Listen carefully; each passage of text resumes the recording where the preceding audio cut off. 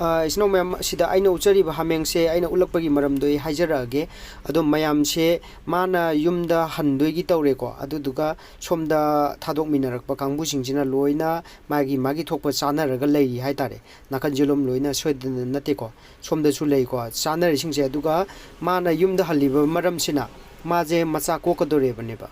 maje macha ko ko doro bani adu dina maram morkanda maje chaba thakpa khangaroi ba ko ko do bani michiti adu ma se mayumda safety oiba mafamda maje mathanda hallini yam nuksibani sinawmya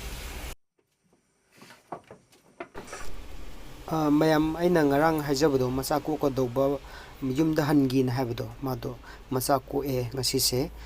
ayu angan bada ko e sinawmayam adu sum aina thengnajarakpada hamengje sum loinajarakpada experience da hamengse yam nungsi aduga hamengse loibe aba jiba mukhakni laina tina mase phajna care lobiraga di akhoi okumna adagi boiler gumna ate nganu gumna moida laichat haipse leite mokhoi je phajna machinjak phajna maintain tawbiba makon phajna maintain tawbiba sigum se tawraga di hamengse adum aigi wakhalda kanei loibe aba jiba mukhakni akhoida yam kana hanba adagi loibda su yamna easy oiba amkhak ne na ai mayam da share tawjage thank you all